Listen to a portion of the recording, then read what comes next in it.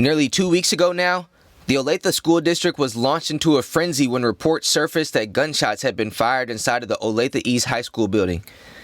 Within minutes, SWAT teams armed with assault rifles swarmed the building. Students were quickly and appropriately placed in lockdown, and helicopters circled the building, as well as news stations gathered outside the building to cover the story live. Within an hour, reports surfaced that an administrator, who was later identified as Assistant Principal, as well as a school resource officer, had allegedly been shot in what was already being phrased as a school shooting. The phrase school shooting likely conjures up images of disturbed, violent teens who go on mass killing sprees and rampages. People like those you see here.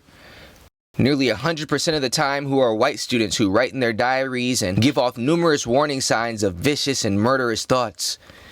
Almost always there are signs which are ignored prior to when these individuals go on such killing sprees. And the people around them almost always say that while they may not have expected it, they're also not surprised. Because of this history and context of the phrase school shooting, it brings about visceral reactions, and now when it's used, we often no longer actually investigate what actually happened in a situation for the facts, because we assume that the person is simply a murderous monster like all of the others.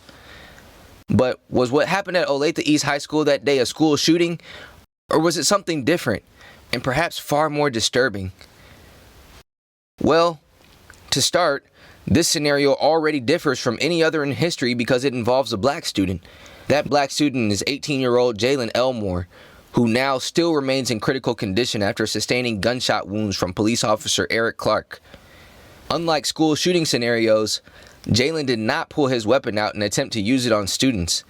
He was instead reported by a student for allegedly having a weapon in his backpack and was escorted to the admin's office. At this point, he was alone with Assistant Principal Kaleb Stoppel and made no aggressive moves or attempts to escalate the situation. While news outlets are reporting that Jaylon had a vendetta against the Assistant Principal, this does not seem to pan out, as if he wanted to shoot Mr. Stoppel, it appears he could have done so while they were alone in the office. According to all reports, Stoppel requested for Jaylon to remove the weapon from his backpack, to which Jaylon refused. When realizing Jaylon would not oblige, police officer Erik Clark was summoned. While no news outlets or even the school district itself will say descriptively what happened next or how the situation escalated, we know that once Clark arrived, this is when shots were fired. This brings the question, who shot first? And why did the situation escalate in the first place? Numerous students, parents, and community members are also asking, why isn't the district releasing video footage of what took place that day? Is there anyone or anything that will provide motive of why Jaylon would do this? As far as we have seen from all reports, none of Jaylon's friends or school staff members have said that he exhibited any abnormal behavior that day. In fact, we've spoken to a number of his close friends who have said that he was in high spirits that day and had been talking about how much he was looking forward to graduating early. These same students we spoke to also mentioned a key element that seems to be missing from all other news reports, that Officer Clark had a history of racism, antagonizing students of color.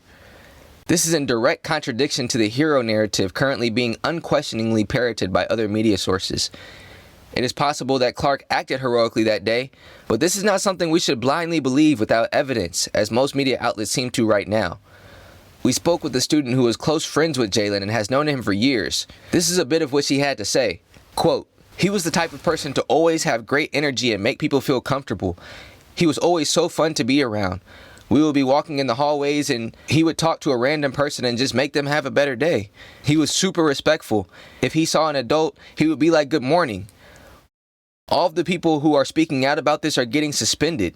The administrators had 2 banners for everyone to sign in support of the officer and administrator, but many students began writing 'Free Jay' and 'We don't know the full story.' Those students got in trouble. They are silencing the students who are speaking out.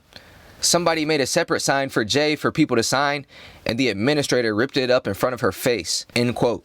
We raise these questions and give these testimonies not to exonerate Jaylon of all guilt, as no student should ever bring a weapon on school grounds. Having a weapon is certainly reason for suspension or expulsion, but it is not a reason to be murdered or face a life sentence. The community deserves to know the truth about what exactly happened that day. Was this a school shooting, or was this a black kid getting shot and potentially murdered by an officer who was employed to protect him? This is a news report by the Defender News Briefing.